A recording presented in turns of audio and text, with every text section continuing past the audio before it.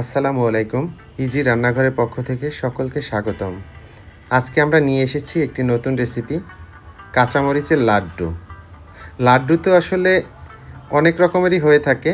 তো এই লাড্ডুটা হচ্ছে কাঁচামরিচ দিয়ে তৈরি করা। আমরা এখানে মেইন যে উপাদানটা ব্যবহার করেছি সেটা হচ্ছে কাঁচামরিচ। কিন্তু এছাড়াও আমরা অনেক উপাদান ব্যবহার করেছি। আপনারা আমাদের সাথে থাকেন, ভিডিওটি দেখেন। তো শুরুতে আমি নিয়ে নিলাম কাঁচামরিচ। এখানে আমি যে পরিমাণ কাঁচামরিচ নিয়েছি পুরোটাই আমি ব্যবহার করেছি এই লাড্ডুটা তৈরি করার জন্য। কাঁচামরিচটা প্রচণ্ড ঝাল ছিল, তো এজন্য আমি একটু গ্লাভস লাগিয়ে নিয়েছি হাতে, যাতে করে ঝালটা হাতে না লাগে। তো নর্মালি হাত দিয়ে কাজ করতেই আমার কাছে কমফোর্ট ফিল হয়, কিন্তু এখন কাঁচামরিচের ঝালের কারণে আমি গ্লাভসটা ব্যবহার করলাম। তো শুরুতে আমরা কাঁচামরিচটাকে একদম কাঁচামরিচের বীজ ফেলে দিচ্ছি।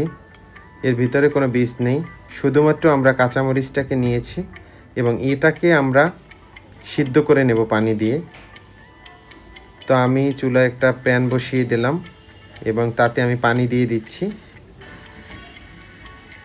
এখন আমরা এই কাঁচামরিচগুলোকে সিদ্ধ করব। আপনারা দেখতে পাচ্ছেন যে এর মধ্যে একটা বিচিও নেই, সম্পূর্ণ মরিচের বিচিগুলো আমরা ফেলে দিয়েছি, শুধুমাত্র মরিচের আবরণটা নিয়েছি আমরা। তো এটাকে আমরা একটু নেড়ে নিলাম। মূলত হচ্ছে ঝালটাকে আমি একদমই ভ্যানিশ করে দিব, আর এখানে আমি এই লাড্ডুটা করার সময় কোনো ঝাল রাখবো না। তো এর সাথে এটাকে আমি ব্লেন্ড করে নেব। এখন কাঁচামরিচটা হয়ে গেছে আমাদের, এর সাথে আমি কাঠবাদাম এবং কাজু বাদাম নিয়েছি। এই তিনটা উপকরণ একসাথে আমি পেস্ট করে নিলাম। কাঠবাদাম, কাজু বাদাম, আপনারা চাইলে অন্য কোনো বাদাম নিলেও নিতে পারেন। তো আমার কাছে এই দুইটা বাদাম ছিল, আমি দুইটাই উপকরণ চুলায় দিয়ে দিলাম আমরা ঘি। তো ঘিটা একটু গরম হয়ে আসলে আমরা এই উপকরণের জন্য আমাদের আরেকটা উপাদান লাগবে, সেটা হচ্ছে আমরা হাফ কাপ পরিমাণ সুজি নিয়েছি। এই সুজিটাকে আমরা ভেজে নিব, ঘি দিয়ে খুব ভালোভাবে ভেজে নিতে হবে এবং এটাকে একটু সময় করে ভাজতে হবে। যখন আমরা লাড্ডুগুলোকে বাইন্ডিং করব তখন আমাদের এটা অনেক হেল্প করবে। কাঁচামরিচ কিন্তু স্বাস্থ্যের জন্য অনেক ভালো, পানির পরিমাণ বেশি থাকে, কোনো ক্যালোরি নেই, অ্যান্টিঅক্সিডেন্ট গুণাবলীও কিন্তু অনেক বেশি থাকে। তো আমরা দেখেন চুলায় ঘি বসিয়ে দিলাম, ঘিয়ের মধ্যে আমরা ঢেলে দিলাম আমাদের কাঁচামরিচের পেস্ট।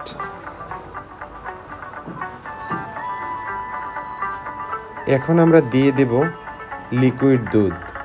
দেখেন দুধটাকে আমি আগেই জাল দিয়ে ঘন করে নিয়েছিলাম। এখানে হচ্ছে আমি দুধের শর্ট ছিল, একটা শর্ট সহ দিয়েছি, আর দুধটা এতটা ঘন হয়ে গেছে যাতে খাবারে একটা স্বাদ আসে, এই জন্যই দুধটাকে অনেক ঘন করে নিয়েছি আমি। এটা লিকুইড দুধ, আমি আর এখানে কোনো গুঁড়া দুধ ব্যবহার করব না। তো দুধ দেওয়ার পরে এটাকে খুব ভালোভাবে নেড়ে নিতে হবে, খেয়াল রাখতে হবে নিচে যেন কোনোভাবে লেগে না যায়। দিয়ে দিলাম একটু পরিমাণ মতো লবণ, এটা আপনারা যে যেরকম খান। দিয়ে দিচ্ছি আমি চিনি। চিনিটাকে আমি একবারে ব্যবহার করব না, দুইবারে ব্যবহার করব বা তিনবারে ব্যবহার করব। একবার দিয়ে আমি এখন হচ্ছে এটাকে নেড়ে নিচ্ছি। এখন আমি আরেকটু চিনি অ্যাড করে নিব। এই মিষ্টিটা আপনাদের উপর ডিপেন্ড করবে কে কতটা মিষ্টি পছন্দ করেন। অনেকেই আছেন মিষ্টিটা একটু কম হলে ভালো, অনেকে আছে মাত্রা অতিরিক্ত মিষ্টি খান। তো এখন আমি এর মধ্যে অ্যাড করে দেবো একটু ছানা। এই ছানাটা আমার বাসায় ছিল আগের, তো এটাকেই আমি এখানে অ্যাড করে দেব। এখন ছানা দিয়ে এটাকে আমি খুব ভালোভাবে নেড়ে নেব।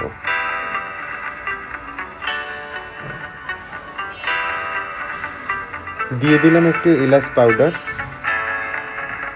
এলাচ পাউডারটা হয় কি, এটার দ্বারা একটা খুব ভালো সেন্ট আসে, যে কোনো খাবারে ভালো লাগে। হালকা একটু ফুড কালার ব্যবহার করেছি আমি এখানে। এখন আমি খুব ভালোভাবে নেড়ে নেব। যেহেতু কাঁচামরিচের মিষ্টি যদি একটু কাঁচামরিচের মতো দেখতে না হয় তাহলে তো ভালো লাগবে না।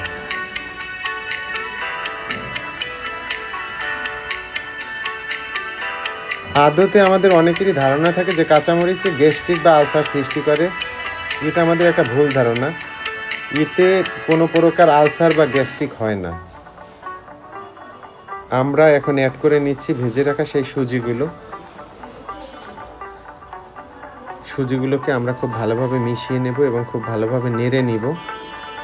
খেয়াল রাখতে হবে নিচে যেন কোনোভাবে লেগে না যায়।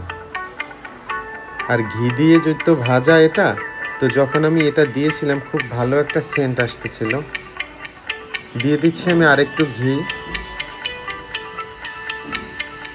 এই ঘিটার কারণেই খাবারটার স্বাদ অনেকটা বেড়ে যাবে। আপনারা যখন বাসায় করবেন ঘি ব্যবহার করবেন অবশ্যই, না হলে লাড্ডু সেই টেস্ট আর পাবেন না। তো অলমোস্ট হয়ে গেল আমাদের কাঁচামরিচের লাড্ডুর ডোটা। এরপরে শুধু আমরা শেপ করে বানিয়ে নেব। দেখেন কড়াই থেকে একদম উঠে যাচ্ছে, আর এত পরিমাণ সেন্ট হচ্ছিল যখন আমি এটা বানাচ্ছিলাম, কেউ বলতেই পারবে না যে এটা কাঁচামরিচের লাড্ডু হচ্ছে। আপনারা কিন্তু এই সময়টা এভাবেই নেড়ে নেবেন এবং তখনই বুঝতে পারবেন যে এটা হয়ে আসছে। তো আমরা এখন ফাইনালি ঢেলে নিচ্ছি। একটা সার্ভিং বলে ঢেলে নিলাম আমি। এখন এটাকে আমি একটু ঠান্ডা করে নিব।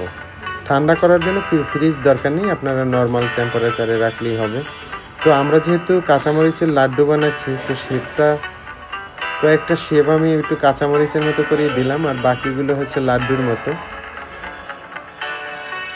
যারা ডেজার্ট পছন্দ করেন, মিষ্টি খাবার পছন্দ করেন, তারা অবশ্যই বাসায় এটা ট্রাই করবেন। অসাধারণ একটা রেসিপি এবং অনেক ভালো লাগবে। যারা খেয়েছে তারা বলেছে যে অনেক ভালো হয়েছে রেসিপিটা। তো আপনারা বাসায় অবশ্যই এটাকে ট্রাই করবেন। বাসায় এটা অবশ্যই ট্রাই করবেন। ধন্যবাদ জানাচ্ছি তানহাকে। অনেক আমাদের ভিডিও দেখে এবং অনেক সুন্দর সুন্দর কমেন্টস করে। স্মৃতি হালদার আপা সবসময় আমাদেরকে কমেন্টস করেন, এটা খুব ভালো লাগে।